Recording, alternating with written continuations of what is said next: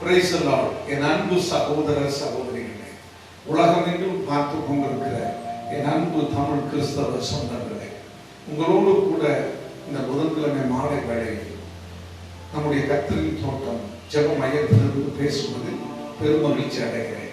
கர்த்தர் தாமே இன்றைக்கு உங்களுடைய தேவைகளை சந்தித்து கர்த்தர் தாமே உங்களுடைய சகல காரியங்களையும் வழி நடத்தி உங்களை ஆசீர்வதிப்பாராக. இயேசுவை நம்புங்கள். ஏதாவது ஒரு விதத்தில் நீங்கள் அற்புதத்தை காண்பீர்கள், அதிசயத்தை காண்பீர்கள். கர்த்தர் உங்களை ஆசீர்வதிப்பாராக. நாம் யாவரும் இணைந்து ஒரு பாடலை பாடி நம் ஆண்டுடைய நாம மகிமைக்காக தேவ செய்திக்கு நேராய் கடந்து செல்வோம். கண்களை மூடுவோம். குயவனே குயவனே என்று சொல்லி நம்மை அர்ப்பணிப்போம். Dear brothers and sisters, those who are watching this live telecast from all over the world, I greet you in the name of Jesus Christ. I am the servant of Almighty God, your brother Elisha Ambu. I urge you, just try Jesus. You will get your miracle right now. என் அன்புக்குரியவர்களே, கண்களை மூடி நாம் பாடுவோம். கர்த்தர் நாமம் மகிமைப்படுவதாக. குயவனே குயவனே படைப்பின் காரணரே, களிமண்ணான என்னையுமே கண்ணோக்கி பார்த்திடுமே.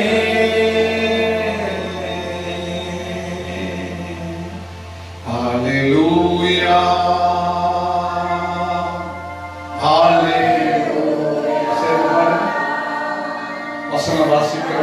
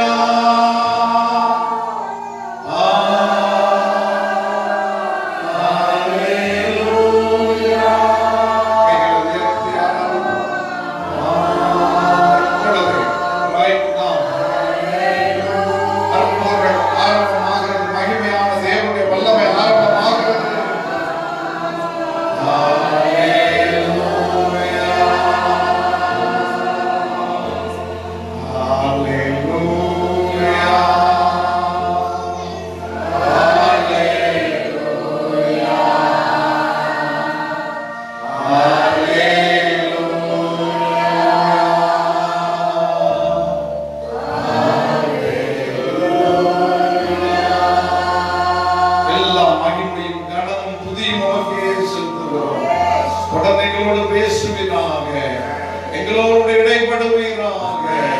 ஹல்லேலூயா. குயவனே குயவனே படைப்பின் காரணரே, களிமண்ணான என்னையுமே கண்ணோக்கி பார்த்திடுமே. குயவனே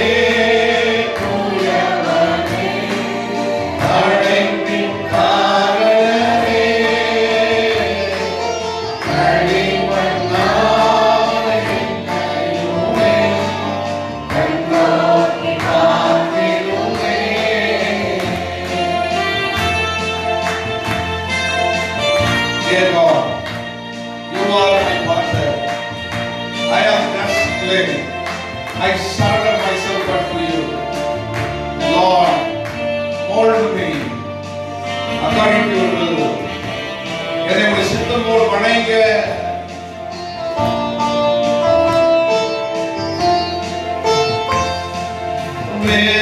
வெறுமையான பாத்திரம் நான்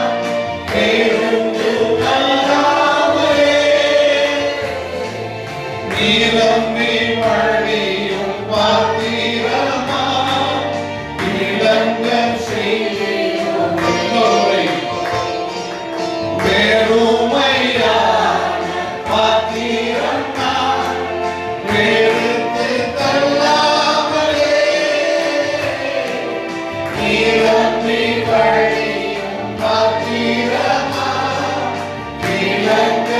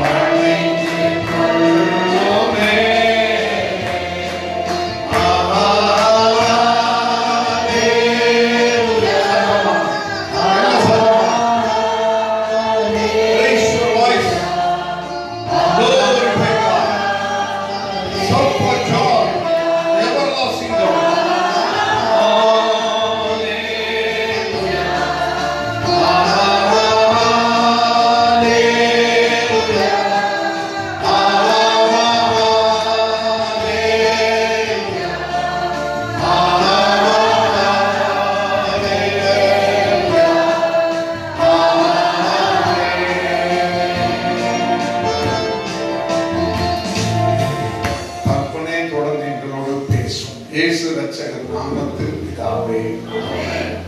வேகமாக சகரியா தீர்க்கதரிசியின் புஸ்தகம் 2ஆம் அதிகாரம் 5ஆம் வசனத்தை வாசிக்க கேட்போம். Please stand and Bible to Old Testament, the book of Zechariah, chapter 2, verse 5.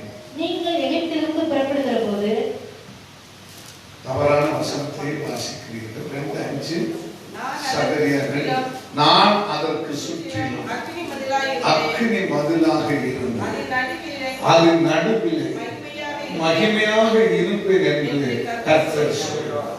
For I says the Lord will be unto her a wall of fire round about, and will be the glory in the midst of her. நான் அவர்களை சுற்றிலும் அக்கினி மதிலாக இருப்பேன், நான் அவர்கள் நடுவில் மகிமையானவராக இருப்பேன் என்று இந்த ஜூலை மாதத்திற்கு ஆண்டவர் ஏற்கனவே நமக்கு வாக்கு கொடுத்து விட்டார். அல்லே சொல்லுவோமா? அவர் வாக்கு கொடுத்த பின்பு உங்களுக்கு என்ன சந்தேகம்? சொல்லுவது மனுஷன் அல்ல, சொன்னது ஊழியக்காரன் அல்ல, அது ஆண்டவர் சர்வ வல்லமுள்ள தேவன் தம்முடைய ஆவியால் சொல்லிவிட்டார். எனவே கண்டிப்பாக உங்களை சுற்றிலும் ஒரு ஃபயரஸ் ப்ரொடெக்ஷன் வாலா இருப்பாரு, ஒரு அக்னியா உங்களை பாதுகாக்கிற மதிலா இருப்பாரு. அது மட்டுமல்ல, உங்களுக்கு நடுவில் மகிமையான காரியத்தை செய்வார். ஹல்லேலூயா, ஹல்லேலூயா. எனவே நீங்க எப்பொழுதுமே ஆண்டவரிடத்துல இந்த மாதம் முழுவதும் மகிமையான காரியத்தை எங்களுக்கு செய்யும், மகிமையான காரியத்தை எங்களுக்கு செய்யும், மகிமையான காரியத்தை எங்களுக்கு செய்யும் என்று சொல்ல வேண்டாம். உங்கள் ஒவ்வொருவருக்கும் நான் ஏற்கனவே சொல்லி இருக்கிறேன், இந்த மாதம் முழுவதும் பேசிக் கொண்டிருக்கிறேன். தேவனாகிய கர்த்தர் செய்கிற அதிசயங்கள், அற்புதங்கள், அடையாளங்கள் என்பது வேறு, மகிமையான காரியங்கள் என்பது வேறு. ஒரு குருடனுக்கு பார்வை கொடுக்கிறார். அப்பொழுது பாருங்க, 2 இடங்கள்ல ஆண்டவர் செய்த அற்புதங்கள் இருக்கு. ஒன்று மார்க்கின் புஸ்தகம் 10ஆம் அதிகாரம் 40 வசனத்துக்கு மேல வாசிக்கும் போது பிறவி கூட பர்திமேயுவுக்கு அற்புதம் செய்தாரு. அற்புதம் செய்யும் பொழுது எனக்கு பின்னாக வா, அவன் விசுவாசம் ரட்சித்தது அவ்வளவுதான். அவனை தொடல, வேற எந்த காரியமும் செய்யல. ஆனா அவனுடைய கண்களுக்கு ஒளி வந்து அவன் ஆண்டவரை பின்பற்றினான். ஹல்லேலூயா. ஆனால் அதே போல இன்னொரு பிறவி கூடனுக்கு பார்வை கொடுக்கும் பொழுது நமக்கு யோவான் எழுதின சுவிசேஷத்துல பார்த்தீங்கன்னு சொன்னா, அவர் எச்சிலை பூமியிலே துப்பி மண்ணை உண்டாக்கி, மண்ணில் சேரை உண்டாக்கி ஆண்டவர் என்ன செய்தார்? அவனுக்கு சுகம் கொடுத்தார். அதை சொல்வோமாக, சொல்வோமாக. யோவான் 9ஆம் அதிகாரம் 1 சில வசனங்களை வாசித்து பார்க்கும் பொழுது 6ஆம் வசனம் தெளிவாக சொல்கிறது, இவைகளை சொல்லி அவர் தரையில் துப்பி அவர் உமிழ் நீரினால் சேற்றை உண்டு பண்ணினார். ஹல்லேலூயா. அப்போ மிரக்கிள்ஸ், அற்புதங்கள், அடையாளங்கள், அதிசயங்கள் நடக்க வேண்டும் என்றால் ஆண்டவர் இருக்க வேண்டும். ஆனால் அங்கு ஆண்டவர் உங்களுக்கு அற்புதம் செய்வதற்கு ஏதாவது ஒரு பொருள் இருக்க வேண்டும். உதாரணத்திற்கு தண்ணீரை ரசமாக மாற்றி ஊற்றினால்தான் தண்ணீர் ரசமாக மாற முடியும். அப்ப ஆண்டவருடைய கட்டளை இருக்க வேண்டும். அது மட்டுமல்ல, அங்கு உங்களுடைய கீழ்ப்படிதல் இருக்க வேண்டும், அங்கு உங்களுடைய அர்ப்பணிப்பு இருக்க வேண்டும். அவர் சொன்னதை மட்டும் செய்ய வேண்டும். ஹல்லேலூயா. ஏற்கனவே தேவனுடைய பிள்ளைகளே, ஆனால் மகிமை என்பது என்ன என்று சொன்னால், நீங்கள் அர்ப்பணிப்போடு அவருடைய சமூகத்தில் காத்திருந்தால் போதும், தானாக அவர் காரியங்களை உண்டு பண்ணி கொண்டு வருவார். அதற்கு பேர் தான் மகிமை. சொல்லுவோமா? நீங்கள் எடுத்துக்காட்டுக்கு எக்ஸோடஸ் சாப்டர் 19, எனக்கு அண்ணன் தேவனுடைய பிள்ளைகளை யாத்திராகமத்திலே நீங்க வேகமாக வாசிப்பீங்கன்னு சொன்னா அங்கு வசனம் தெளிவாக சொல்கிறது, ஆண்டவருடைய மகிமை வர வேண்டும் என்று சொன்னால் எனக்கு அறிஞர் அவர் சொன்னதை நீங்கள் அப்படியே செஞ்சா போதும். அதே சொல்லுங்க, அதே சொல்லுங்க. அவர் உங்களுக்கு என்ன செய்ய சொல்றாரோ அதை அப்படியே நீங்க செஞ்சா போதும், நீங்க அமர்ந்திருந்தா போதும். அங்கு ஆண்டவருடைய அபிஷேகம், ஆண்டவருடைய மகிமை தானா வெளிப்படும். அதே சொல்லுவோமாக, அதே சொல்லுவோமாக. அப்ப எனக்கு அறிஞர் தேவனுடைய பிள்ளைகளே, நீங்க இன்றைக்கு கர்த்தருடைய பிள்ளைகள், தயவு செய்து ஆண்டவர் உங்களுக்கு கொடுத்த அக்னிய மகிமைய நீங்க பார்க்கும்படி நீங்க வந்திருக்கிறீங்க. அதையே சொல்லுவோமாக. அப்ப என்ன செய்யணும்? நீங்க ஆண்டவர் சொன்னதை செஞ்சுட்டு வேறு எந்த விதமான முயற்சியும் எடுக்காம, கர்த்தாவே இந்த காரியத்தை நீ வாக்கிய பண்ணும், வேற எந்த ஒரு முயற்சியும் எடுக்கிறதுக்கு எனக்கு பலன் இல்லை. சொல்லுங்க, எனக்கு பலன் இல்லை. I have no strength to give any offering to you, but I have only one, my soul and body, my spirit is there. I am just surrendering fully. Hallelujah. என்னை நான் முழுவதுமாக உமக்கு ஒப்பு கொடுக்கிறேன். சொல்லுங்க வாய்களை திறந்து சொல்லுங்க சத்தமா, முழுவதுமா சொல்லுங்க, முழுவதுமா முழுவதுமாக. ஹல்லேலூயா. முழுவதுமாக நான் என்னை ஒப்பு கொடுக்கிறேன் என்று சொல்லிவிட்டு நீங்க காத்திருந்தேன். அப்ப ஆண்டவர் உங்களுடைய ஜெபம் தான் மூலதனாங்க. இந்த ஜெபத்துக்கு இந்த விண்ணப்பத்திற்கு அவர் மகிமையை தருகிறவராக இருக்கிறார். ஹல்லேலூயா. இந்த மகிமை என்கிற பதத்தை நிறைய வாரங்கள் நாம் தியானிக்கலாம்.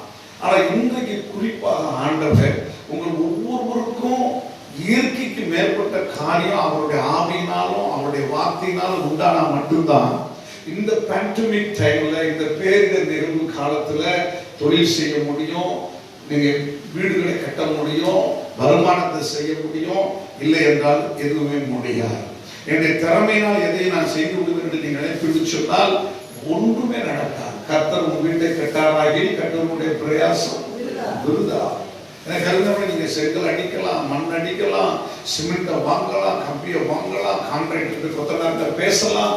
ஆனா சூழ்நிலை சரியா வரணும்னு சொன்னா அங்கு இறைவனுடைய அருள் வேண்டும், அதற்கு கர்த்தருடைய மகிமை வேண்டும். சொல்லுவோமா? யார் அந்த மகிமை? அவரே இயேசு கிறிஸ்து. சொல்லுவோமா? அவர் இல்லாமல் வேறொரு மகிமை யாருமே நம்ம ஒன்று சொல்லிடவே முடியாது. இந்த கர்த்தருடைய மகிமை என்கிற வார்த்தையை பழைய ஏற்பாட்டில் நாம் எங்க பார்க்கிறோம் அப்படி சொன்னா, முதலாவது அதிகமா பார்க்கிற இடம் எதுனா யாத்திராகமம் புஸ்தகம் 40ஆம் அதிகாரம். அங்கு வேத வசனம் மிக தெளிவாக சொல்கிறது. 34, 35 வேகமா வாசிக்க கேட்போம். யாத்திராகமம் 40, 34, 35. அப்பொழுது ஒரு மேகம் ஆசரிப்பு கூடாரத்திலே ஆசரிப்பு கூடாரத்தை மூடினது. கர்த்தருடைய மகிமை வாசஸ்தலத்தை நிரப்பிச்சு. அப்ப கர்த்தருடைய the presence of the Lord is the glory of God. ஹல்லேலூயா. நம்ம ஜெபம் பண்ணும் பொழுதும், பாட்டு பாடும் பொழுதும், நாம ஒரு இடத்துக்கு போகும்போதும் வரும் பொழுதும் ஒரு தனிமையை உணராம, ஒரு வெறுமையை உணராம, நான் ஆராதிக்கிற தேவன் என்னோடு கூட இருக்கிறார் என்று நீங்கள் உங்கள் ஆவியில உணர்கிற ஸ்ட்ரென்த் இருக்கு பாருங்க, அந்த மன வலிமை, அதுதான் கர்த்தருடைய மகிமை. அதை சொல்லுவோமா? ஏனென்றால் பல நேரங்கள்ல நாம என்ன செய்யறோம்னா பயப்படுறோம். எனக்கு அருமையான தேவனுடைய ஏன் அந்த மயம் வருது? எனக்கு அருமையான நடு ராத்திரியில எனக்கு அருமையான தேவனுடைய பிள்ளைகள் ஒரு இலை அசைஞ்சா கூட, கிரிச்சு ஒரு சவுண்ட் வந்தா கூட நாம் என்ன செய்யறோம்? பயப்படுறோம். எனக்கு ஒரு பாத்ரூம் கதவு அசைஞ்சா கூட பயப்படுறோம். தூரத்துல எங்க ஒரு இடத்துல ஒரு நாய் கத்துனா போதும், நம்மளால என்ன செய்யறது? பயத்தை எப்படி வெளிப்படுத்துகிறது? ரட்சிக்கப்பட்டவங்க எப்படி பயத்தை வெளிப்படுத்துறாங்க தெரியுமா? இயேசுவின் ரத்தம் ஜெயம், இயேசுவின் ரத்தம் ஜெயம். அது சொல்லும் போதே நாவும் கையெல்லாம் ஆடும். ஆனா சிலர் பாருங்க, கிறிஸ்துவங்க ரட்சிக்கப்பட்டவங்களுடைய நெத்தியெல்லாம் ரொம்ப பாலிஷா இருக்கிறதுக்கு காரணம் என்னன்னா, வீட்டு அம்மா மாதிரி பயத்துல போட்டு சிலுவைதான் என் புருஷனை காத்துக்கொள்ளுங்க, வண்டியை காத்துக்கொள்ளுங்க, பிள்ளைகளை காத்துக்கொள்ளுங்கன்னு சொல்லி சிலுவை போட்டு அந்த நெத்தியில என்ன போச்சு சொல்லுங்க, அழுக்கால சிலுவை அடையாளமா மாறி போச்சு. அப்படி இல்லைங்க. உங்க பயத்தை நீங்க என்ன செய்வீங்க? உங்க கை நடுங்குறதுலையும், நீங்க கால் நடுங்குறதுலையும், அது அந்த கடையை பூட்டிட்டு சிலர் பார்த்தீங்கன்னா அந்த சட்டுக்கும் பூட்டுக்கும் ஒரு 10 சிலுவை போடுவாங்க பாருங்க. அதுலயே தெரிஞ்சு போயிடும் இவங்க பயந்தான் சொல்லின்னு சொல்லி. சட்டை பூட்ட வேண்டியதான், கர்த்தாவே உங்களுடைய கரத்துல உப்பு கொடுக்குன்னு சொல்லி ஒரு சிலுவையை போட்டுட்டு எந்திரிச்சு வந்துட வேண்டியதான். அல்லே சொல்லுவோமா? அப்போ இன்றைக்கு என் அன்புக்குரியவர்களே, ஆண்டவருடைய மகிமை என்பது நன்றாக புரிந்து கொள்ளுங்க, உங்களுக்கு பயம் இல்லாத ஒரு காரியம். அல்லே சொல்லுவோமாக, அல்லே சொல்லுவோமாக. இலை உதிராது இருக்கிற மரத்தை போல என்னை ஆண்டவர் வைத்திருக்கிறார். அல்லே சொல்லுவோமாக. இல்லை என்றால் அந்த இலையின் அசைவு கூட என்ன செய்யும்? உங்களுக்கு பயத்தை கொடுத்துரும். பிரச்சனை உங்களுக்கு பயத்தை கொடுத்துரும். இந்த 3ஆவதால வரப்போகுதுன்னு சொல்றாங்க, பயத்தை கொடுத்துரும். அவ்வளவுதான். நம்ம என்ன செய்ய மாட்டோம், ஒரு ஆள் சாதாரண நல்ல ஸ்ட்ரென்த்தான ஆள் வந்தா கூட இவனுக்கு கொரோனா இருக்குமோ, இவனுக்கு அது இருக்குமோ, ப்ரிகாஷன் என்பது வேற. அதாவது முன் எச்சரிக்கையாக செய்யப்படுகிற காரியங்கள் என்பது வேற. பயந்து பயந்து இயேசுவை சிலுவையில மறுபடியும் அடிக்கிறது என்பது வேற. அப்ப எப்படி மகிமை வரும்? அப்ப ஆண்டவர் அதனாலதான் சொல்றாரு, என் பிள்ளைங்க எப்பொழுதுமே நீதிமொழிகள் 28:1 சிங்கத்தை போல தைரியமாக இருப்பாங்க. அல்லேலூயா. வேடனுடைய கண்ணிக்கும் பாலாக்கும் கொள்ளை நோய்க்கும் மத்தியானத்தில் பறக்கும் சங்காரத்திற்கும் நான் உன்னை விடுதலையாக்கி காட்டுவேன் என்று கர்த்தர் சொல்லி இருக்கிறாரே. அல்லேலூயா. அப்போ மகிமை என்பது நம்முடைய மனதுக்குள்ளும் நம்முடைய வீட்டுக்குள்ளும் உண்டாகிற தேவ பிரசன்னம் தான். அல்லேலூயா. சிலருடைய வீட்டுக்குள்ள நீங்க போய் பார்த்தீங்கன்னா தெரியும், ஒரு குகைக்குள்ள போற மாதிரி இருக்கும். அந்த வீட்டுல நல்ல டியூப்லைட் போட்டிருப்பாங்க, லைட் போட்டிருப்பாங்க. ஆனா சிலரோட பேசும்போது பார்த்துருக்கீங்களா? சிலரோட பேசுனீங்கன்னா அப்படியே உங்களுக்கு ஏதோ ஒன்று அமுக்குறது போல தெரியும், அல்லது கண்ணை கட்டிக்கிட்டு வரும். அப்பெல்லாம் நீங்க ரொம்ப அலர்ட் ஆகிக்கணும். காரணம், அவங்களையும் அவங்க வீட்டையும் பிடித்திருக்கிற அந்த இருள் உங்களை மூட பார்க்குது. அந்த ஆவி என்ன செய்து உங்களை மூட பார்க்குது. அப்ப நீங்க உடனே என்ன செய்யணும், மனசுக்குள்ள வாயில பிசினஸ் பேசிக்கிட்டு இருந்தாலும், வாயில சந்தோஷமா விசாரிச்சுக்கிட்டு இருந்தாலும், இயேசு ரத்தம் இயேசு ரத்தம் என்று உள்ள இருந்து என்ன செஞ்சுக்கிட்டு இருக்கணும், அந்த விசுவாசத்தை அறிக்கை செஞ்சு கடிஞ்சு கட்டிக்கிட்டே இருக்கணும். அல்லேலூயா. அப்ப நன்றாக புரிந்து கொள்ளுங்க, ஆசரிப்பு கூடாரத்தை எத்தனையோ கண்களுக்கு உயரமாக இருக்கிற எத்தனையோ கிலோமீட்டர் தூரத்தில் இருக்கிற மேகம் கீழே வந்து இறங்கி மூடுகிறது. அல்லேலூயா. ஒரு மலை, கொடைக்கானல், ஊட்டி, இமயமலை போன்ற மலைகளை மேகங்கள் மூடி இருக்கும். ஆனா நம்ம மதுரையில வந்து மேகம் வந்து உட்கார்ந்தா எப்படி இருக்கும் யோசிச்சு பாருங்க. மதுரையில எந்த காலத்துலயாவது மேகம் வருமா? மஞ்சு மேகம் வருமா? மழை பெய்யறதுக்கு மேகம் வரும். அந்த மேகத்தை நான் சொல்லல. ஒரு கட்டடத்து மேல, ஒரு வீட்டு மேல பஞ்சு மூட்டை மாதிரி மேகம் வந்து உட்கார்ந்தா எப்படி இருக்கும்னு நினைக்கிறீங்க? அவ்வளவு சந்தோஷமா இருக்கும். இன்னைக்கு வெளிநாட்டுக்கு போய் பாருங்க, கனடா, அமெரிக்கா, இன்னும் வெளிய நாடுகளுக்கு போய் சொன்னா அந்த வீடுகள் மேலாம் ஐஸ் கட்டி அப்படியே உறைஞ்சு போயிருக்கும். இவங்க வீட்டுக்குள்ள தூங்கிட்டு இருப்பாங்க, காரெல்லாம் மூடிடும். காலையில வந்து கவர்மெண்டே கிளீன் பண்ணி கொடுக்கும். அப்படித்தான் இஸ்ரவேல் ஜனங்களை தேவன் மகிமையினால் நிரப்பினார். அப்போ நீங்க யார்? Who are you? Christians are which category people? We are the spirit-filled Israel's people. அதே சொல்லுவோமாக. நீங்கள் நானும் ஆவிக்குரிய இஸ்ரவேலர்கள். அதே சொல்லுவோமாக. எனவே கர்த்தர் பழைய ஏற்பாட்டில மகிமையினால் நம்முடைய ஜனங்களை மூடினது போல, புதிய ஏற்பாட்டில நம்முடைய ஜனங்களை என் தேவனாகிய கர்த்தர் இயேசு ரத்தம் காக்கிறது போல அவர் இன்றைக்கும் நல்லா உணர்ந்துக்கணும். தேவ பிரசனம் இல்லாத எந்த ஆராதனைக்கும் போகாதீங்க. தேவ பிரசனம் இல்லாத எந்த யூடியூப் செய்தி கேட்காதீங்க.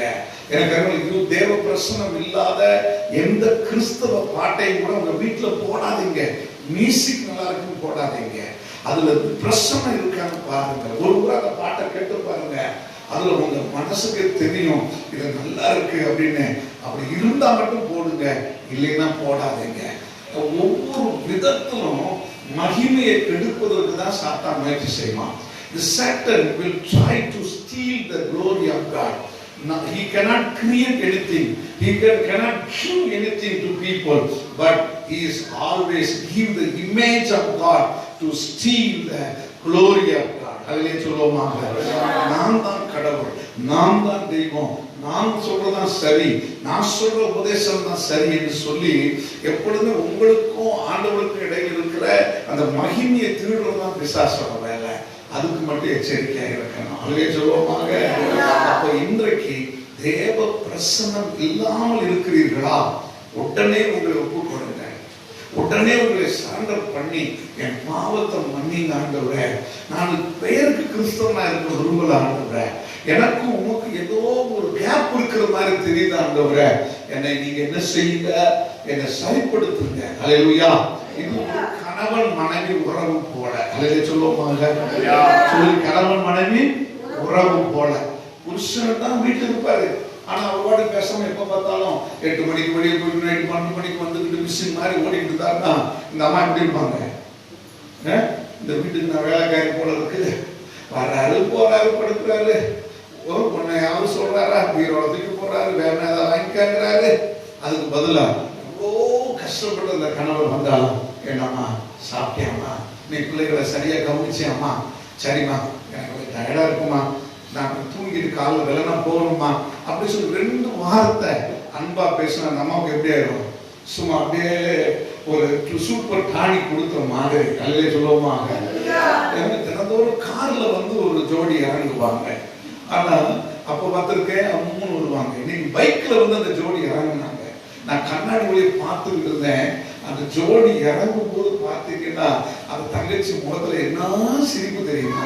இதுக்கு தான் அந்த இளவட்ட பையெல்லாம் பைக் வாங்குறாங்கன்னு நினைக்கிறேன். கார்ல உட்காந்துட்டு போனா உரசிட்டு போக முடியாது, பைக்ல உட்காந்தா நல்லா உரசலாம். உரசல 100ல போய் கடைசி 108 ஆம்புலன்ஸ் வந்துட்டு இருப்பாங்க. நம்மால் அப்படி இல்லை. இந்த செய்தி நான் தயாரிப்படும்போது ஆண்டவர் சொன்னாரு, கணவனாகி என்னோடு கூட மனவாட்டியான சபை பேசலன்னா அந்த சபை தேவ பிரசன்னத்தை இழந்துரும். நான் பேச ஆயத்தமா இருக்கிறேன், மனவாளனாகி நான் பேச ஆயத்தமா இருக்கிறேன். ஆனா என் மனைவியை நீ பேச ஆயத்தமா இல்லையே, என் மனவாட்டியை நீ பேச ஆயத்தமா இல்லையே. உன்னத பாட்டு வாசி பாருங்க. மணவாளன் வந்து அப்படி நின்று ஜன்னலுடைய பார்க்கிறாரு, அங்கு நேசம் வருது. ஆனா மணவாளி கதவை திறக்கல. ஏசாமி எந்திரிச்சு ஜெபம்னு சொல்ற நேரம் கதவை திறந்து ஜெபிக்கல, தோத்திரம் பண்ற நேரம் ஜெபிக்கல. எப்படி தேவ பிரசன்னம் இருக்கும்? இவ்வளவு காணிக்கை கொண்டு போய் கொடு அப்படின்னு சொல்லும்போது கொடுக்கல. அப்புறம் தேவ பிரசன்னம் எப்படி இருக்கும்? இன்னாருக்கு போய் சுவிசேஷத்தை சொல்லு. அந்த ரோட்ல ஒரு பையனை பார்க்கிறே, ஹோம்லெஸ், ஒரு சாப்பாடு இல்லாம இருக்கானே, வீடு இல்லாம இருக்கிறானே, அவனுக்கு ஒரு 10 ரூபாய்க்கு ஒரு டீயை 2 வடையை வாங்கி கொடு. கத்த சொல்லும் போது நம்ம செய்யல. என்ன செஞ்சுட்டு வந்தோம்? ஐயோ அப்படி ஒரு பரிதாபத்துக்கு 2 பள்ளி மாதிரி சத்தம் கொடுத்துட்டு வந்தோம். அவர் எப்படி தேவ பிரசன்னம் இருக்கும்? இன்றைக்கு கர்த்தர் உங்களை கொண்டுதான் பெரிய காரியத்தை செய்ய உங்களை அழைத்து வந்திருக்கிறார். அழகே சொல்லுவோமாக. எந்நேரம் உனக்கு மூச்சு இருப்பது உண்மையானால் அந்த மூச்சை போல என் அப்பன் இயேசு உன்னோடு இருக்கிறது உண்மை. அல்லே சொல்லுவோமாக, அல்லே சொல்லுவோமாக. அந்த தேவ பிரசன்னத்தை, இந்த மகிமையை குறித்து தியானிக்கும் பொழுது இன்றைக்கு ஆண்டவர் உங்களுக்கு கற்றுக் கொடுக்க சொன்ன மகிமையான சத்தியம் எது இருக்குன்னா, வெளிப்படுத்தின விசேஷம் 21ஆம் அதிகாரத்துல ஆண்டவர் சொல்லுகிற மகிமையை குறித்து உங்களுக்கு விளக்கி சொல்லி ஜெபித்து முடிக்கும்படிக்கு சொன்னார். Please turn your Bible to Revelation chapter 21. என் அன்புக்குரியவர்களே, அங்கே 2 வகையான மகிமையை குறித்து கர்த்தர் நமக்கு சொல்லுகிறார்.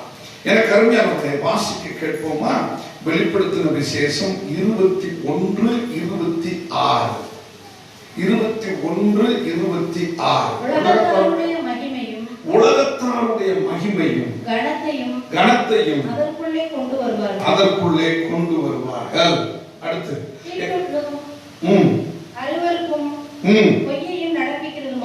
தீட்டுள்ளதும் அருவருப்பும் பொய்யையும் நடப்பிக்கிறதுமான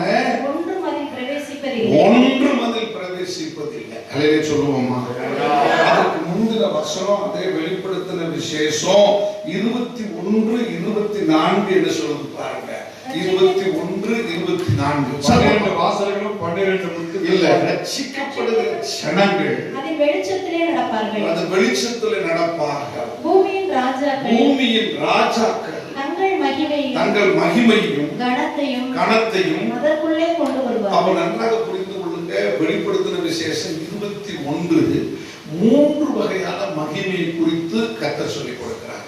ஒன்று, அந்த நகரத்திற்கு வெளிச்சம் தேவையில்லை. பரம எருசலேமை குறித்து சொல்லும் பொழுது அவர் சொல்லுகிறார், அதற்கு சூரியன் தேவையில்லை, அதற்கு சந்திரன் தேவையில்லை, ஆட்டுக்குட்டியானவரே அங்கு மகிமையாக இருப்பார். அல்லே சொல்லுவோமாக. அதைத்தான் நம்ம முதல் பகுதியில் உங்களுக்கு சொல்லிக் கொடுத்தேன். தேவ பிரசன்னம். அல்லேலூயா. ஆண்டவர் இயேசு வந்துட்டாருன்னா அங்க ஒரு அற்புதம். ஆண்டவர் அனுப்பி தேவதூதன் வந்துட்டாருன்னா அங்க ஒரு அற்புதம். பாருங்க, ஒரு கல்யாணம் முடிக்காத ஒரு பெண்ணிடத்துல ஆண்டவரை சுமக்கிறதுக்காக காத்திருக்கிற ஒரு பெண்ணாகிய தாய் மரியாள் இடத்துல காபிரியல் தூதன் வந்து சொல்றாரு, உனக்கு உண்மையில பரிசுத்த ஆவியானவர் வருவாரு, உனக்கு பிறக்கிற குழந்தை பரிசுத்த வித்தாக இருக்குங்கிறாரு. அங்க இருக்க சம்பவத்தை வாசிக்கும் பொழுது கடைசியில தாய் மரியாள் என்ன சொல்றாங்க, நான் முதலாவது ஆண்டவருக்கு அடிமை. அதுக்கடுத்து என்ன சொல்றாங்க, அதுக்கடுத்து என்ன நடக்குது? எனக்கு என்ன சொல்லுங்க. சந்தேகத்தை வெளிப்படுத்துறாங்க. அதுக்கடுத்து ஸ்திரீகளுக்குள் கணம் பெற்றவள் நீதான். இல்லையே சொல்லுங்களேன். அப்ப பரிசுத்த ஆவி உண்மையில வரும். உனக்கு பிறக்கிற குழந்தை மகிமையான குழந்தையா இருக்கும். அல்லே சொல்லுவோமாங்க, அல்லே சொல்லுவோமாங்க. அப்ப அங்கேயும் பாத்தீங்கன்னா ஒரு மகிமை. அப்ப நன்றாக புரிந்து கொள்ளுங்க இது எப்படி நடக்கும். இன்னைக்கு இருக்க மெடிக்கல் சர்டிபிகேட்ஸ் டாக்டர்ஸ் யாராவது ஏற்றுக்குவாங்களா? ஏற்றுக்கவே முடியாது. அப்ப எனக்கு அருமையான தேவனுடைய பிள்ளைகளை ஏற்றுக்கொள்ள முடியாததை முடிச்சு வைக்கிறவர் தான் ஆண்டவர். அல்லே சொல்லுவோமா, அல்லே சொல்லுவோமா. அதே இயற்கையில் மேற்பட்ட டாக்டர்கள் வைத்தியர்கள் கடைசியில எல்லாம் முயற்சி எடுத்துட்டு பேஷண்ட்டுக்கு வெளியே இருக்கிற நோயாளிகள் என்ன சொல்ற, பேஷண்ட்டுக்கு அதை காத்து இருக்கிற உறவுகள் என்ன சொல்றாங்க, உங்க சாமியை நல்லா கும்பிட்டுருக்காங்க, நாங்க எல்லாத்தையும் செஞ்சுட்டோம், இனி அவனுக்கு உயிர் கொடுக்கறதும் அவனை காப்பாத்துறது யாரு? சாமி தான். அப்படி சொல்றாங்கல்ல, இருக்கா இல்லையா? அப்ப நன்றாக புரிந்து கொள்ளுங்க. அப்ப தேவ மகிமை, தேவ பிரசன்னம் இருந்தால் இந்த வெளிப்படுத்துகிற விசேஷத்தில் சொல்லப்படுகிற அந்த பரம எருசலேமை போல உங்க வீடு, உங்க மனசு இருந்தாலும் இல்லாட்டியும், சொல்லுங்க, இருந்தாலும் இல்லாட்டியும், பணம் வந்தாலும் வராட்டியும், நீங்க நினைச்ச காரியம் வேகமா நடந்தாலும் நடக்காட்டியும் அது மகிமையா இருக்கும். அல்லே சொல்லுவோமாக, அல்லே சொல்லுவோமாக, அல்லே சொல்லுவோமாக. அதே போல வனாந்தரத்துல தேவ தூதர்கள் போய் மேய்ப்பர்களுக்கு தரிசனம் கொடுக்குறாங்க. தரிசனம் கொடுக்கும்போது மேய்ப்பர்கள் ஒண்ணு கீழே இறங்கி வரல, வானத்திலிருந்து பாடுறாங்க. பாடுறவங்க கீழே இருக்கிற மேய்ப்பர்கள் என்ன சொன்னாங்க? கர்த்தருடைய மகிமையை நாங்கள் கண்டோம். சொல்லுங்க, கர்த்தருடைய மகிமையை நாங்கள் கண்டோம். இப்ப இதெல்லாம் பாத்தீங்கன்னா இயேசு பிறக்கும் போதே வானத்திலேயும் மகிமை, பூமியிலேயும் மகிமை. அப்ப அங்க அடுத்து அந்த பிறப்பின் நற்செய்தியில வருகிற ரொம்ப முக்கியமான உலகத்து ராஜாக்கள் யார் அப்படின்னா 3 ஞானிகள் தான். அதிலே சொல்லுவோமாக, அல்லது 3ன்னு சொல்லக்கூடாது, ஞானிகள். அந்த ஞானிகள் என்ன கொண்டு வந்தாங்க? 3 அன்பளிப்பு பொருள் கொடுத்ததாக வேதம் சொல்றதுனால 3 பேர் வந்திருப்பாங்களோ அப்படின்னு நான் நினைக்கிறோம். நான் நினைக்கிற ஒரு கூட்டமா தான் வந்திருப்பாங்க. ஏன்னா ரொம்ப தூரத்திலிருந்து பிரயாணம் பண்ணி வர்றவங்க அசிஸ்டன்ஸ் இல்லாம வந்திருப்பாங்களா? வேலையாட்கள் இல்லாம வந்திருப்பாங்களா? சொல்லுங்க. ரெபேக்காவை பெண்ணு பார்க்க போகும்போது ஒட்டகத்துல எத்தனை பேர் வந்தாங்க? சொல்லுங்க. 10 ஒட்டகம் நிறைய நகை எல்லாத்தையும் அள்ளிட்டு வந்தாங்க. 10 ஒட்டகத்தை மேய்க்கிறதுக்கு கூட ஒருத்தர் வந்திருப்பான். சரி, இந்த நகையெல்லாம் எவனும் கொள்ளையடிக்காம போறதுக்கு ஒரு கோஷ்டி காவலாளிகள் வந்திருப்பாங்களா? வரமாட்டாங்களா? வந்திருப்பாங்க. கொஞ்சம் சிந்திக்கணும். அப்ப நன்றாக புரிந்து கொடுக்க 3 ஞானிகள் மட்டும் வரல, ஒரு கூட்டம் வந்திருப்பாங்க. அவங்களாம் பூமியின் ராஜாக்கள். வான மண்டலத்துல என்ன நடக்கிறது, இந்த இப்படிப்பட்ட காரியம் நடந்தால் இப்படிப்பட்ட ஒரு மகான் பிறந்திருக்கும் என்று சொல்லி வான சாஸ்திரத்துல தேர்ந்தவங்களா இருப்பாங்க. அவங்க வந்து என்ன கொடுக்குறாங்க? இயேசுக்கு என்னென்ன கொடுத்தாங்க? பொன், தூபவர்க்கம். அந்த காலத்திலே ரொம்ப உயர்ந்த ஸ்பைசஸ், உயர்ந்தது தான் கொடுத்துருக்காங்க. அப்ப அவன் கண்டிப்பா பிச்சைக்காரன் இருக்க மாட்டான். கண்டிப்பா அவன் யாரும் இருக்க மாட்டான், பிச்சைக்காரன் இருக்க மாட்டான். சரி, இப்போ உங்கள்கிட்ட ஒரு கேள்வி கேட்க போறேன். இந்த காணிக்கைகள்ல இயேசுவுக்கு பராமரிப்பு தகப்பனாக இருந்த தாயும் தகப்பனும் ஏத்துக்கிட்டாங்களா? ஏத்துக்கலையா? ஏத்துக்கிட்டாங்களா? ஏத்துக்கலையா? ஐயோ, நீங்க யாருன்னே தெரியாதுங்க, நீங்க பாட்டுக்கு வந்து தங்கத்தை கொடுக்குறீங்க, நீங்க பாட்டுக்கு வந்து வெள்ளை குளத்தை கொடுக்குறீங்க, நீங்க பாட்டுக்கு வந்து தூப கலசத்தை கொடுக்குறீங்க அப்படின்னு சொல்லி அவங்க வேண்டாம் அப்படின்னு சொன்னாங்களா? வாங்கிக்கிட்டாங்க. ஏன் வாங்கினாங்க? அந்த பணங்கள், அந்த காணிக்கைகள் தான் அவர்கள் எகிப்துக்கு பிள்ளையை தூக்கிட்டு ஓடி போகும் பொழுதும், நேசரேத்துக்கு அங்க பக்கத்தில் இருக்கிற நாடுகளுக்கு பிள்ளையை காப்பாற்ற ஓடி போகும் போதும் உதவியாக இருந்தது. கைகளை தட்டி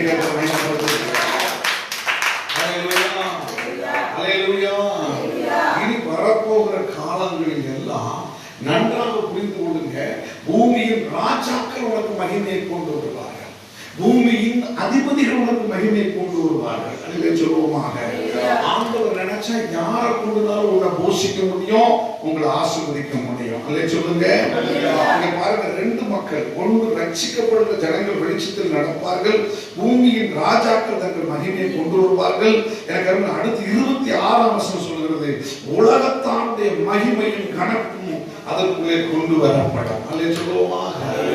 அப்ப உங்களுடைய தொழில், உங்களுடைய வியாபாரம், நம்முடைய ஊழியங்கள், இந்த சத்தத்தை கேட்டுக்கொண்டிருக்கிற ஊழியக்காரரே, உங்களுடைய ஊழியங்களுக்கு தேவையான காரியங்களை உலகத்தாரும் உலகத்தின் ராஜாக்களும் கொண்டு வருவார்கள். கரங்களை வைத்து சத்தமாக சொல்லுங்க. கிறிஸ்தவங்க ரட்சிக்கப்பட்ட பெரியவங்க கொண்டு வராம போகலாம், ஆனா ஆண்டவருடைய பிள்ளைகள் என்று ஆண்டவர் முன்குறித்திருக்கிறவர்களை கொண்டு வருவார். ஹல்லேலூயா. நீங்க ஏசாயா 44ஆம் அதிகாரம் கடைசி வசனத்தை வாசித்து பாருங்கள். அங்கு அசூரிய ராஜாவாக வாழ்ந்த எனக்கு கோரேசை குறித்து கர்த்தர் சொல்லுகிறார். கோரேசை குறித்து அவன் என் மேய்ப்பன், அவன் எருசலேமை நோக்கி கட்டப்படு என்று சொல்லுவான். தேவாலயத்தை நோக்கி நீ அஸ்திபாரப்படு என்று சொல்லி எனக்கு பிரியமானதை எல்லாம் செய்வான். Isaiah chapter 44 verse 28 clearly declares about a prophecy about King Cyrus. He is a Persian. He is a king of Persia. அவன் ஒரு அரபு தேசத்தைச் சேர்ந்த ராஜா. குறிப்பாக சொல்லப்போனால் இன்றைக்கு இருக்கிற ஈரான் ஈராக்கை சேர்ந்த ஒரு ராஜா. ஆனா ஆண்டவர் அவனை பார்த்து சொல்றாரு, இவன் என்னுடைய மேய்ப்பன். அல்ல சொல்லுவோமாக. அப்ப மேய்ப்பன் என்ன அர்த்தம்? மேய்ப்பன ஊழியத்துக்கு அனுப்பப்பட்டானா இல்ல, சிறைப்பட்டு போன ஜனங்களுக்கு கொடுக்கிறவன், தீவனத்தை கொடுக்கிறவன். மேய்ப்பன் யார்? தன்னுடைய ஆடுகளுக்கு உணவை கொடுக்கிறவன் தான் மேய்ப்பன். அல்ல சொல்லுவோமாக. குடும்ப தலைவன் யார்? பிள்ளைகளுக்கு கொண்டு வந்து சம்பாதிக்க கொடுக்கிறவன் தான் மேய்ப்பன். அதை பக்குவப்படுத்தி குடும்பம் நடத்துறவன் தான் வீட்டு மனுஷி. அல்ல சொல்லுவோமாக. அல்ல சொல்லுவோமாக. அப்ப நாம இன்றைக்கு நல்லா புரிஞ்சுக்கணும், மகிமை என்பது என்ன? ஆண்டவரால் அழைக்கப்பட்ட யாரோ ஒருவர் வந்து உங்க வீட்டை கட்டுவார்கள். அல்ல சொல்லுவோமாக. ஆண்டவரால் ஏவப்பட்ட யாரோ ஒருவர் வந்து உங்களுக்கு கொடுப்பார்கள். என் அன்புக்குரிய, ஏன் அந்த காலத்துல ஆண்டவர் வந்து கிங் கோரேஸ் இருக்கணும்? ஏன்னா அவங்களுடைய தாத்தா தான், அவங்களுடைய தாத்தாவுக்கு கூட்டனா இருந்த நெபுகாத் நேச்சார் தான் இஸ்ரவேல் இருக்கிற ஆலயத்தில் இருக்கிற எல்லாத்தையும் கொள்ளையடிச்சுட்டு வந்தாங்க. அதை சொல்லுவோமாக. அப்ப எவன் கொள்ளையடிச்சானோ அவனுடைய வம்சத்தை வச்ச திரும்ப தன்னுடைய ஆலயத்தை கட்ட வச்சாரு ஆண்டவரே. அதுதான் மகிமை. அப்ப நன்றாக புரிந்து கொள்ளுங்க. ஒருவேளை உங்களுக்கு உங்க குடும்ப வரலாறு தெரியாம இருக்கலாம், உங்களுடைய வீட்டு வரலாறு உங்களுக்கு தெரியாம இருக்கலாம். யாரோ ஒருத்தர் உங்க தாத்தாவை ஏமாத்தி இருக்கலாம், அல்லது உங்க அப்பாவை ஏமாத்தி இருக்கலாம், ஏன் உங்களே கூட ஏமாத்தி இருக்கலாம். ஆனா அவங்க எல்லாம் வந்து உனக்கு உதவி செய்வாங்க. கைகளை தட்டி சொல்லுவாங்க. இந்த வார்த்தை தீர்க்க தரிசனத்தின் வார்த்தை. ஆனா எப்படி வருதுன்னு நமக்கு தெரியாது, யாரால் வருகிறது தெரியாது. அதுதாங்க மகிமை. நீங்க என்ன செய்யணும்? ஆண்டவரை மட்டும் துதிச்சுக்கிட்டே இருக்கணும். சிலர் என்ன செய்வாங்க, எப்படி கூட வாக்குத்தத்தம் கிடைச்சிருச்சு அப்படின்ன உடனே என்ன செஞ்சிருவாங்கன்னா அப்படியே கணக்கு போடுவாங்க. இன்னைக்கு இந்த வீட்டுக்கு போனா இது நடந்துருமா, இந்த வீட்டுல பெண் எடுத்தா இப்படி நடந்துருமா, அந்த வீட்டுல பெண் எடுத்தா இப்படி நடந்துருமா, இன்னைக்கு இந்த இடத்துக்கு போனா அப்படி வந்துருமா என்று சொல்லி கணக்கு போடுவாங்க. நீ கணக்கு போட ஆரம்பிப்பாயானால் உங்களை அறியாமலே உங்களுக்குள்ள ஒரு இச்சை வந்துடும். அல்லே சொல்லுவோமாக. உங்களை அறியாம உங்களுக்குள்ள என்ன வந்துடும்? உங்க கால்குலேஷன்ல மிஸ்டேக் கூட வந்துடும். இப்ப நாம இன்னைக்கு கடவுளுடைய பிள்ளைங்க என்ன செய்யணும்? நமக்காக வேலை செய்ய பரலோகமே காத்திருக்கியா? கைகளை சொல்லிருக்கோம். தேவ தூதர்கள் காத்திருக்கும் போது நீ ஏன் மனுஷனை தேடி போறீங்க? நீங்க மனுஷனை தேடி போகும்போது அந்த மகிமையை கொடுத்துடுறீங்க. இங்க அருமையான தம்பி சந்தோஷ் வந்திருக்கிறாங்க. அவருடைய வாழ்க்கையில போராட்டங்கள் குறுக்கிட்டு அவர் ஐடி ஃபீல்ட்ல பெரிய சம்பளம் வாங்கிட்டு இருந்தார். ஐடி ஃபீல்ட விட்டுட்டு அவர் ஒரு தொழிலுக்கு வரும் பொழுது அவருக்கு நான் சொன்ன ஆலோசனை தான், கிடைச்சது முதல் நல்லா பாரு. கல்லே சொல்லுவோமாங்க. ஐயோ நான் அவ்வளவு சம்பளம் வாங்கினேன், பரவாயில்ல கொஞ்ச நாள் ஒரு கற்றுக்கோ, ஆண்டவர் டபுள் ஆசீர்வதிப்பாரு. இன்னைக்கு பாருங்க, கிட்டத்தட்ட ஒரு 2 வருஷத்து காலத்துக்குள்ள தேவன் அவருக்கு டபுளாவே கொடுத்தாரு எல்லாத்தையும். நல்ல சொல்லுவோமாங்க. 2 வருஷ காலம் தான் உலகத்திலேயே மோசமான காலம். இந்த கொரோனா வந்து முதல் ஆள 2வது ஆள வந்ததுல பூரா ஐடிபியில் இருந்தவங்க பூரா வேலை இல்லாம போயிட்டாங்க. என்னுடைய நண்பர் ஒருவர் மெட்ராஸ்ல 2 லட்சம் ரூபாய் சம்பளத்துல இருந்தவர் திடீர்னு டிஸ்மிஸ் பண்ணப்பட்டு அவன் ஆந்திராவுக்கே ஓடி போயிட்டாரு. தன்னுடைய சொந்த ஊருக்கே உட்கார்ந்து சொந்த பிசினஸ் இப்பதான் ஆரம்பிக்கிறாரு. ஆனா இந்த 2 வருஷ காலத்துக்குள்ளதான் கர்த்தருடைய வார்த்தையை கேட்டு கர்த்தருடைய ஆலோசனையை கேட்டு தன்னை தாழ்த்தின மகனை கர்த்தர் டபுளா உயர்த்திருக்கிறாரு. கர்த்தரை கர்த்தரை சொல்லிருப்போம். பண்ணுங்க. எந்த காலத்துல மனுஷனுடைய கணக்கை பார்க்காதீங்க, உலக மக்கள் சொல்ற கணக்கை பார்க்காதீங்க. நீங்க உங்களை அறியாமலே பாவத்துக்கும் சாபத்துக்கும் இடம் கொடுக்காதீங்க. ஏன்னா சில பல ஊழியக்காரர்கள் கர்த்தரை ஆசீர்வதிக்க முடியாமல் இருக்கிறதுக்கு காரணம் என்னன்னா, ஒரு வீட்டுக்கு போனா இந்த வீட்டுல இருக்கிறவங்களை எப்படி பிடிக்கலாம், இது நல்ல டீச்சர் கூட இருக்குது, இது நல்ல ப்ரொஃபஸர் கூட இருக்குது அப்படின்னு சொல்லி அதுக்கான திட்டங்களை பண்ணி கடைசியில் அவங்கள மனுஷிகத்துல பேசி கவர்ந்து சபைக்கு கொண்டு போயிடுவாங்க. சபைக்கு பணம் வரும், ஆனா அந்த கர்த்தருடைய மகிமை வெளிப்படாது. அவங்க பாட்டு பாடும்போது ஜெபம் பண்ணும்போது பேய் ஓடாது, அவங்க பாட்டு பாடி ஜெபம் பண்ணும்போது நோய் போகாது, அவங்க ஏதோ ஒரு மரட்டுத்தனமான காரியம் இருக்கும். நீங்க நல்லா பாருங்க, பணக்காரனா இருக்கிற ஆசீர்வாதமா இருக்கிற பல ஊழியர்களை போய் பாருங்க, அவங்க பணம் கோடிக்கணக்கா இருக்கும். ஒரு பேய் பிடிச்சவனுக்கு உள்ள நிப்பாட்டுங்க, ஐயோ இந்த கிருபையெல்லாம் இவனுக்கு கொடுக்கவில்லை என்று சொல்லி விடுவாங்க. எங்க அந்த ஆலயத்துல போய் பாருங்க, நல்ல ஸ்லம் ஏரியாவில் வேலை பார்த்தவங்க, ஸ்லம் ஏரியாவில் தங்கி இருக்கிறவங்களை கூட்டு வந்து எங்க சர்ச்சில் வச்சிருக்கிறோம் சொல்ல பாருங்க, சொல்ல மாட்டாங்க. என்ன சொல்லுவாங்க தெரியுமா, எங்களுக்கெல்லாம் இந்த ஏ கிளாஸ் பி கிளாஸ் தான் சந்திக்க எங்களுக்கு ஆண்டவர் சொல்லியிருக்கிறாரு. அப்ப யார் யார் சி கிளாஸ் டி கிளாஸ் பாப்பா, அதுதான் நீங்க இருக்கீங்களா? பேச்சு சாதுரியமா பேசுவாங்க. உங்கள்கிட்ட கூட நிறைய பேர் அப்படிதான் பேசுவாங்க. உங்க வீட்டுக்கு கூட நிறைய பேர் அப்படிதான் வந்தாங்க. நீங்க வறுமையிலும் துன்பத்திலும் கிடக்கும் பொழுது யாராவது உங்களை தேடி வந்தார்களா? ஆண்டவர் உங்களை எலிசான் கூட தான் கொண்டு வந்தார். ஹல்லேலூயா, ஹல்லேலூயா. இன்றைக்கு தைரியமா சொல்லுவேன், தரித்திரத்துல வந்த உங்களை கர்த்தர் ஐஸ்வர்யவானா மாட்டி இருக்கிறாரு. அதுதான் மகிமை. நல்ல சொல்லுவோமாங்க. எனவே பயப்படாதீங்க. உலகத்தாருடைய மகிமை, உலக ராஜாக்களுடைய மகிமை நம்முடைய ஊழியத்துக்கு கூட வரப்போகிற நாட்கள் வந்து விட்டது. அல்லே சொல்லுவோமா, அல்லே சொல்லுவோமா. யாரெல்லாம் அற்பமா பேசினாங்களோ அவங்க கண்ணு முன்னாடி கர்த்தர் ஏசாயா 22:22 படி தாவீதின் வீட்டின் திறவுகளை நமக்கு கொடுக்க போற வேலை வந்து விட்டது. ஆமென். ஆனா நீங்க ஒன்று மட்டும் செய்யணும். அது என்ன? யாத்திராகமம் புஸ்தகம் 20ஆம் அதிகாரத்துல ஆண்டவர் சொல்லியிருக்கிறார் பாத்தீங்களா? அதை என்ன சொல்லி கொடுத்திருக்கிறார்? 10 கற்பனையில ஒரு கற்பனை. 17வது வசனம், எக்ஸோடஸ் சாப்டர் 20 verse 17. பிறருடைய வீட்டை இச்சியாதிருப்பாயாக, பிறருடைய வீட்டை இச்சியாதிருப்பாயாக, பிறருடைய மனைவியையும் அவருடைய வேலைக்காரனையும் வேலைக்காரியையும் அவனுடைய எருதையும் அவனுடைய கழுதையும் பின்னும் பிறனுக்குள்ள யாதொன்றையும். உங்களுக்கு வேணுமா ஒரு அழகான கார் வேணுமா? அது என்ன கார் வேணுமோ அதை ஆண்டவர்கிட்ட கேளுங்க. ஆண்டவரை அவன் வச்சிருக்க மாதிரி ஒரு கார் இருக்குங்க அப்படி கேட்காதீங்க. அப்படி கேட்டாலே நீங்க அங்க கிருபை இழந்துருவீங்க, மகிமை இழந்துருவீங்க. சில நேரங்களில் பார்த்தீங்கன்னா இந்த சிங்கிள்ஸ் கல்யாணம் முடியாம கிடக்கிறவன் கல்யாண வீட்டுக்கு போனா அன்னைக்கு பார்த்தீங்கன்னா டென்ஷனாகவே இருப்பான். ஏன் தெரியுமா? அவனுக்கு கல்யாணம் முடியல. இந்த பயலுக்கெல்லாம் கல்யாணம் முடிஞ்சிருச்சேன், இவனுக்கு பாரு கருப்பட்டி மாதிரி இருக்கிறான், இவனுக்கு செக்கச்சவேன்னு கொண்டு வந்துருச்சேன், இவ்வளவு பாரு கருப்பட்டியாக இருக்கிறவனுக்கு இப்படி அழகான ஆம்பளை வந்துட்டானேன்னு சொல்லி என்ன செஞ்சுட்டு இருப்பாங்க? அவங்க பொருளிக்கிட்டு உட்கார்ந்து இருப்பாங்க. சாப்பிட்டீங்களா? சாப்பிட்டோம். பிரயாணம் சாப்பிட்டோம். முயல் எழுதிட்டீங்களா? எழுதும்ல. அப்ப அவங்க வார்த்தையிலேயே ஒரு சந்தோஷமான காரியமே இருக்க. அப்ப நாம யார்? கடவுளுடைய பிள்ளைங்க எப்பொழுதுமே பிறருடைய ஊழியத்தையோ பிறருடைய வீடுகளையோ பிறருடைய பொருளையோ செய்யக்கூடாது. நம்முடைய மனதின் வாஞ்சைகளை பூரா கர்த்தர்ட்ட சொல்லிட்டு அமர்ந்திருப்போம் சொன்னா அவர் அதை நிறைவேற்றி கொடுப்பாரு. ஏன்னா வேதம் சொல்லுகிறது சங்கீதம் 20:4, அவர் தாமே உன் மன விருப்பத்தின்படி உனக்கு செய்கிறேன். பிலிப்பியர் 2:13 மிக தெளிவாக சொல்கிறது, தம்முடைய பரிசுத்த ஆவியினாலே நல்ல செய்கைகளையும் நல்ல விருப்பங்களையும் உங்களுக்குள்ளே உண்டாக்குகிறவர் கர்த்தர். அல்லே சொல்லுவோமாக. கெட்ட சிந்தனை யார் கொடுக்கிறது?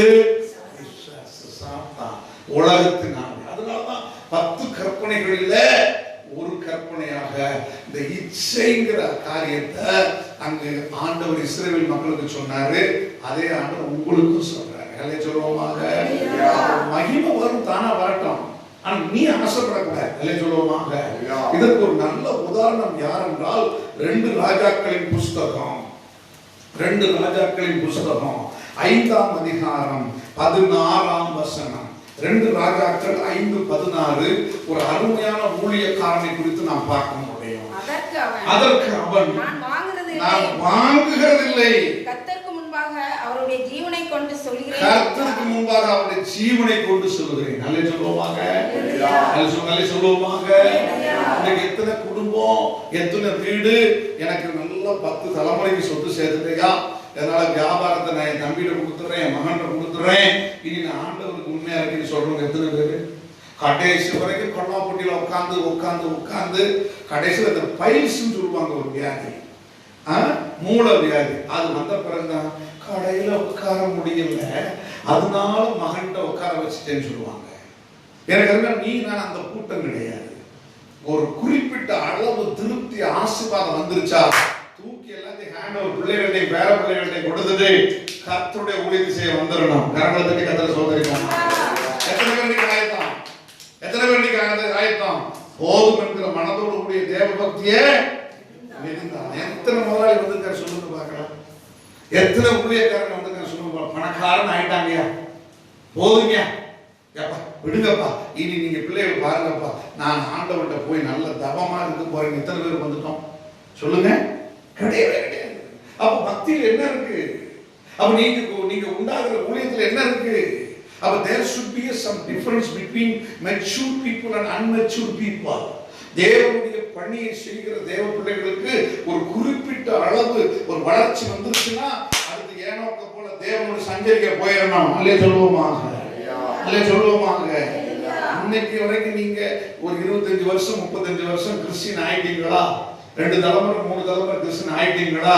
ஒரு குறிப்பிட்ட அளவு ஆசீர்வாதம் வந்துச்சா உங்களுக்கு உங்க மனசாட்சிக்கு தெரியும். கம் அவுட், ஆண்டவருடைய பணிக்கு வந்துடணும். அல்லே சொல்லுவோமாக. இல்லைன்னா போச்சு. பாருங்க, எலிசா தீர்க்கதரிசி ஒரு பெரிய நாகமான், அவர் சீரிய தேசத்து படைத்தலைவன், எங்க போனாலும் குணமாகல. இவருடைய வார்த்தை சொன்ன உடனே குணமாயிடுச்சு. அதுல சொல்லுவோமாக. தயா காணிக்க அப்படிங்கிறான். அவர் சொல்ற நான் வாங்குறது இல்லை. அல்லையே சொல்லுவோமாக. நான் கொடுத்துதான் பழக்கப்பட்டேன். அல்லையே சொல்லுவோமாக. நம்மெல்லாம் அப்படி சொல்ற காலம் வர வேண்டாமா? போய் உட்காந்து ப்ரே பண்ணுவேன், கொடுங்க ஆண்டவரே, கொடுங்க ஆண்டவரே, வியாபாரத்தை கொடுங்க ஆண்டவரே, அதை கொடுங்க ஆண்டவரே, இதை கொடுங்க ஆண்டவரே. அவர் சொல்லுவார், உனக்காக என் உசுரையே கொடுத்துட்டேனே, அதுக்கு ஒரு வசனத்தை எழுதி வச்சிருக்கிறேனே. ரோமர் 8ஆம் அதிகாரம் 32ஆம் வசனத்துல அவர் தாமே தம்முடைய சொந்த குமாரன் என்று பாராமல் அவரையே நமக்காக ஒப்பு கொடுத்தவர் அவரோடு கூட மற்ற எல்லாவற்றையும் அருளாது இருக்கிறது எப்படி? எப்படா உனக்கு கொடுக்காம இருப்பேன்? இல்லையா? அதுக்கு அர்த்தம் என்ன? என்னையே உனக்கு கொடுத்துட்டேன், அப்ப மீதியை கொடுக்காம இருப்பேனா? வெயிட் பண்ண, அந்தந்த காலகட்டத்துல அந்தந்த காரியத்தை செய்வேன்னு சொல்லிட்டாரு. நாம் என்ன செய்வது? இல்லை ஆண்டவரே, கேளுங்கள் தரப்படும் சொல்லிவிட்டீர் ஆண்டவரே, நீர் சொன்னீர் ஆண்டவரே, வந்து சேரலாம் ஆண்டவரே. அவருக்கு பாடம் எடுத்து வைப்போம். நம்ம டியூஷன் மாஸ்டரா மாறிடுவோம். எங்க பிரேயர் வழியில போனோம், அங்க போய் என்ன செஞ்சுட்டு இருக்கோம் சொல்லுங்க? ஜெப வீரனாக உள்ள போனோம், அந்த ஜெபத்துல நமக்கு தான் பேச தெரியும் சொல்லி ஆண்டவரை என்ன செஞ்சுட்டு இருக்கோம்? ஆம் ஆண்டவரே, என் மனைவிக்கு புத்தி இல்லை, ஆம் ஆண்டவரே, என் புருஷன் அந்த அம்மா சொல்றதுலாம் தலையாட்டுகிறார், நீர் கொஞ்சம் மாற்றிப்படும். அவருக்கு டியூஷன் சொல்லிட்டு இருக்கோம். அம்மா உனக்கு எது ஜாடிக்கேத்த மூடியோ அதுதான் கொடுத்துக்காரு, கைகளை தட்டி கத்துல சுதந்திரிப்போமா, அதை சொல்லுவோமா. இப்படி கொடுத்தா தான் நீ ஒழுங்கா பிரேயர் பண்ணுன்னு அவருக்கு தெரியும். அதுதான் மகிமை. அல்லே சொல்லுவோமாக, அல்லே சொல்லுவோமாக, அல்லே சொல்லுவோமாக. புதிய ஏற்பாட்டுக்கு நீங்க வாங்க. அப்போஸ்தலர் 8ஆம் அதிகாரத்தை வாசிச்சு பாருங்க. அங்க கந்தாலை மந்திரி சேரத்துல வந்துட்டு இருக்காரு. ஆண்டவர் பிலிப்பு போய் அவனுக்கு ஞானஸ்நானம் கொடுக்குறாரு. இவன் பிலிப்பு கொடுத்துட்டு அப்படி எந்திரிச்சு நிக்கிறான். ஆண்டு சொன்னாரு, வேலை முடிஞ்சிருச்சு, பறந்துப்போம். அல்லே சொல்லுவாங்க. எலியாவுக்கு ஒப்பனையாக இருக்கிறான் பிலிப்பு. எலியாவை பற்றி பேசுவார்கள், எலிசாவை பற்றி பேசுவார்கள். ஆனா அப்போஸ்தலர் 8ஆம் அதிகாரத்தில் காணப்படுகிற ஒரே ஒரு அதிகாரத்தில் வருகிற பிலிப்பை பற்றி பேச மாட்டாங்க யாருமே. ஏன்னா லாபரட்டா இல்லை உங்களுக்கு கதை சொல்றதுக்கு. நீங்க நன்றாக புரிந்து கொள்ளுங்க, பிலிப்புவை தேவன் வெட்கப்பட விட்டிருக்க மாட்டார். அல்லே சொல்லுவோமாக. அவங்க காணிக்க வரல, எடுத்துக்கொண்டு போயிட்டார் கர்த்தர். அல்லே சொல்லுவோமாக. அதுக்கப்புறம் நீங்க ஒரு இடத்துல வருமானம் வரும் நினைப்பீங்க, அப்போ திடீர்னு உங்களை விட்டு அது கைவிட்டு போயிடும். அதை உலகத்து மனசு சொல்லுவான், கை கட்டினது வாய் கட்டல. நம்ம நினைக்கிறோம், போச்சே போச்சே போச்சே போச்சே போச்சே போச்சே போச்சே போச்சே. போகலப்பா, உன்னை காப்பாத்துறதுக்காகத்தான், இதை விட பெரிய ஆசீர்வாதம் கொடுக்கிறதுக்கு தான், உலகத்தாருடைய மகிமையை விட, உலக மனுஷன் ராஜாக்களோட மகிமையை விட தம்முடைய மகிமையை காட்டுறதுக்கு தான் அந்த சின்ன ஆசீர்வாதம் எடுத்துட்டார். கையில தடி கதிர சோதரிப்போம். வீட்டுக்குள்ள வரவிடாம எடுத்துட்டார். அல்லே சொல்லுவோமாக, அல்லே சொல்லுவோமாக. பாருங்க, ஆண்டவர் இந்த நாகமாண்டிருந்து மட்டும்தான் வாங்க சொன்னாரு. நம்மளாம் என்ன செஞ்சிருப்பான்? டீல் பேசியிருக்கான். இல்ல ஆண்டவரே கொஞ்சம் வாங்கிக்கிறேன், ஆனா பெரிய ஆசீர்வாதம் வர இந்த 2 ராஜாக்களின் புஸ்தகம் இந்த 5ஆம் அதிகாரத்துல அந்த நாகமண்டலத்திலிருந்து வருகிற மகிமையை எலிசா தீர்க்கதரிசி ஏற்றுக்கொள்ளாததுனால அவனுக்கு ஒரு போனஸோட சேர்ந்து ஆண்டவர் அற்புதமா கொடுக்கிறாரு. அதுக்கு அடுத்து 2 ராஜாக்கள் 8ஆம் அதிகாரத்துக்கு வாங்க, 9ஆம் வசனத்துல வாங்க. அங்க என்ன வருதுன்னு பாருங்க. 2 ராஜாக்கள் 8ஆம் அதிகாரம் 9ஆம் வசனம். 2 Kings chapter 8 verse 9. ஆசகேல் தமஸ்குவின் சகல உச்சிதங்களிலும் 40 ஒட்டகங்களிலே சுமையான காணிக்கை எடுத்து கொண்டு வந்து அவனுக்கு எதிர்கொண்டு போய் அவனுக்கு முன்பாக நின்று சொல்லுங்க. வந்தது ஒரு சேரட்ல தான், ஒரு குதிரையில தான். இத வாங்காதேன்னு சொல்லிட்டாரு. ஏன் வாங்காதுன்னு சொல்லிட்டாரு? அவனுடைய தீட்டு அதுல ஒட்டி இருக்கு. அதை வாங்குறவங்களுக்கு அந்த குஷ்டம் வந்துரும்னு கடவுளுக்கு தெரியும். கேஎஸ்சி வாங்கினா குஷ்டம் வந்துருச்சு, வேணான்ட்டாரு. அப்ப உங்களுக்கு வேணாம்னு சில ஆசீர்வாதத்தை நிறுத்துறாருன்னா ஏதோ ஒரு சாபம் ஒண்ணு தொடக்கூடாதுன்னு சொல்லி. ஆனா இப்ப அடுத்த ஆள் வர்றான், அவனும் ராஜா. அவன் எத்தனை ஒட்டகத்துல கொண்டு வர்றான்? ஹலோ, எத்தனை ஒட்டகத்துல கொண்டு வர்றான்? ஒரு சேரட்ல வர்றது பெருசா, 40 ஒட்டகத்துல வர்றது பெருசா? சரி, உங்களுக்கு இன்னைக்கு போன 4 லட்சம் பெருசா, இனி வரப்போற 400 கோடி பெருசா? சட்டத்தை காணுங்க, அதை கூட சட்டம் சொல்ல மாட்டேங்கிறீங்க. சொல்லுங்க, 21 கண்டெய்னர் பெருசா, 10,000 கண்டெய்னர் பெருசா? ஆமா, சாதாரண உலக மனுஷங்க 21 கண்டெய்னர் வந்து எங்க போச்சுன்னு தெரியலன்னா சர்வ வல்ல தேவனுடைய பிள்ளைகளுக்கு 100 கண்டெய்னர் கொடுத்து வளர்ந்தாங்க. நல்ல வரமாட்டேங்க. நானும் ஜெபிச்சுட்டே இருக்கிறேன், ஆண்டவரே எங்க நாடு போலீஸ், அது ஸ்காட்லாந்து போலீஸோட பெருசு ஆண்டவரே. இந்த 21 கண்டெய்னர் எங்க போச்சு கண்டுபிடிச்சு ஒன்னை தள்ளி விடுங்க ஆண்டவரே அப்படின்னு சொல்லி ஜெபம் பண்ணிட்டு தான் இருக்கிறேன். ஒண்ணும் நடக்க மாட்டேங்குது. ஆண்டவர் சொல்றாரு, வேணாம்பா, உனக்கு பரலோகத்துல இருந்து பிரச்சனை இல்லாத பணத்தை நான் உனக்கு கொடுக்குறேன், காத்துங்கிறாரு. கையில் தட்டி கேட்க சொல்றது அதே சொல்லுவோமாங்க, அதே சொல்லுவோமாங்க. எங்க கண்டுபிடிச்சு சொல்லணும்ல, எங்க போச்சுன்னு சொல்லணும்ல. சொல்ல மாட்டோம் நாங்க, ஏன்னா எங்களுக்கு அதுல லாபம் இருக்குல்ல. நீங்க உலகமே அப்படிதான் இருக்கு இல்ல. ஆனா யார வேணாலும் ஏமாத்திடலாம். பரலோக தெய்வத்தை நிச்சயம் கிடையாது. கடவுள் உப்பத்தினவன் தனியாக தப்ப செய்தவன் தன்னை அனுபவிச்சான். உலகத்தின் நீதி. ஆனா உங்களுக்கு எனக்கும் மகிமையை வச்சிருக்கிறாரு, அவர் தருவார். சொல்லுங்க சொல்லுங்க. கர்த்தருடைய ஆசீர்வாதமே ஐஸ்வர்யத்தை தரும், அதோடு கூட வேதனை இல்லாத, வேதனையை கூட்ட மாட்டாரு. எனக்கு வேதனை இல்லாத ஆசீர்வாதம் வந்தா போதும். Yes, surely you will get the glorious prosperity. Amen. எல்லாம் எழுந்திருப்போம். இந்த சங்கீதம் 37 மிக தெளிவாக வசனம் சொல்லுகிறது, துன்மார்க்கருக்குள்ள செல்வ திரட்சியை பார்க்கிறோம், நீதிமானுக்குள்ள கொஞ்சம் உத்தமம். ஹல்லேலூயா. சங்கீதம் 37 அந்த ஒரு வசனத்தை மட்டும் வச்சு நாம பாடி முடிக்க போறோம். சங்கீதம் 37:16. அநேக துன்மார்க்கனுக்குள்ள செல்வ திரட்சியை பார்க்கிலும் நீதிமானுக்குள்ள கொஞ்சமே நல்லது. இது மட்டும் சத்தமா சொல்ல மாட்டேங்கிறீங்க, சொல்லுங்க சத்தமா. அநேக துன்மார்க்கருக்குள்ள செல்வ திரட்சியை பார்க்கிலும் நீதிமான் எனக்கு உள்ள கொஞ்சமே உத்தமம். அடுத்த கள்ளக்கடத்தல் பண்ணி, வேசித்தனம் பண்ணி, உபச்சாரம் பண்ணி, அவனை ஏமாத்தி, இவனை ஏமாத்தி, அக்காளை ஏமாத்தி, தங்கச்சி ஏமாத்தி அடுத்தவங்க வச்சுக்கிற 1 கோடியை விட நீங்க உண்மை உத்தமா உழைச்சு உங்க பாக்கெட்ல இருக்கிற 100 ரூபாய் தான் கர்த்தருக்கு பெருசு. சொல்லுங்க, அந்த கூட்டம் தான் நீங்கள் நான் நம்ம மகிமையை வாஞ்சிக்கிற கூட்டம். சேர்ந்து வாழ்வோம். ஹல்லேலூயா. துன்மார்க்கரின் செல்வ திரட்சியை பார்க்கிலும் நீதிமான் என்னுடைய கொஞ்சம் நல்லது. துன்மார்க்கரின் செல்வ திரட்சியை பார்க்கிலும் நீதிமான் என்னுடைய கொஞ்சம் நல்லது. நிரந்தர சுதந்திரம் என் கர்த்தர் எனக்கு நீ தந்தது. கிருபை கொண்டது என் கர்த்தர்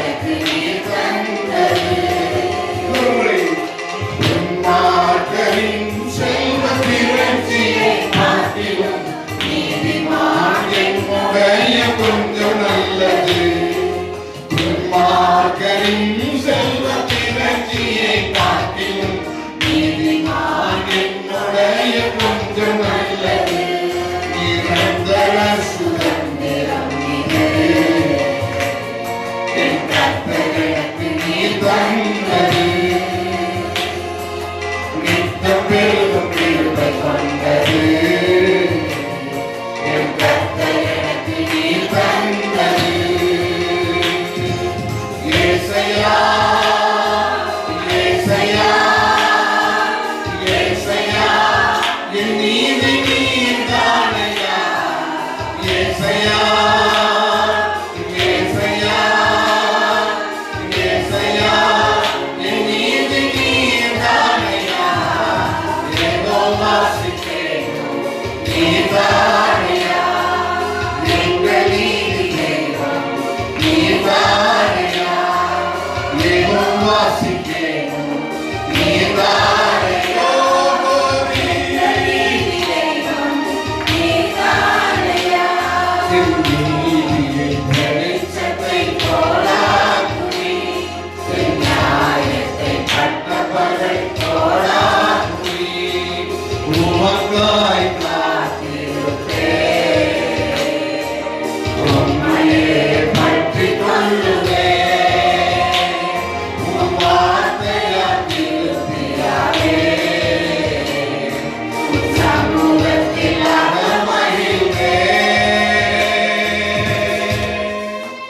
மகா இரக்கமும் கிருபை நிறைந்த அன்பின் ஆண்டவரே, உலகத்தார் உலகத்தின் ராஜாக்கள் தங்கள் மகிமையை கொண்டு வரட்டும்.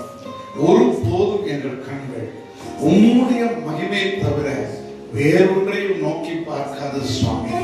அப்படிப்பட்ட ஒரு விசேஷ கிருபையை உடைய அடியார்களுக்கும் இந்த தேவ செய்தியை கேட்கிற ஒவ்வொருவருக்கும் தர வேண்டும் என்று நான் கட்டளையிடுகிறேன். வானம் திறக்கப்படுவதாக, வானம் திறக்கப்படுவதாக. பூமியின் மக்கள், பூமியின் ராஜாக்கள், பூமியில் இருக்கிற குடும்பத்தார் என்ன சொன்னாலும் பரவாயில்லை, இதோ நான் ஆண்டவருக்கு அடிமை. திருமணத்திற்கு முன்பு பரிசுத்த ஆவியானவர் வரப்போகிற குழந்தையை என் வயிற்றில் சுமப்பேன். எனக்கு பிறக்காத ஒரு குழந்தையை நான் சுமந்து கொண்டு பாதுகாப்பேன் என்று சொல்லி நீதிமானாகிய யோசேப்பு மரியா உம்முடைய மகிமையை தேடினது போல உம்முடைய ஜனம் தேடட்டப்பா. அப்பா, ஏறக்குறைய 2 வருஷ காலமா இந்த கொரோனானால, ஊரடங்கு உத்தரவுனால தொழிலை இழந்து, வீடுகளை இழந்து, வருமானத்தை இழந்து தவிக்கிற ஒவ்வொருவருக்கும் உம்முடைய மகிமையை, மகத்துவத்தை காட்டுவீராக. நீரே வெளிச்சம், நீரே எங்கள் மகிமை. உம்முடைய பிரசன்னத்தினால் அதெல்லாம் நிரப்பி ஆசீர்வதிக்கிறேன். இயேசு கிறிஸ்துவின் நாமத்தினால் எல்லா வியாதியும் பறக்கட்டும் என்று கட்டளையிடுகிறேன். இயேசு நாமத்தில் பிதாவே. Hallelujah. See you soon.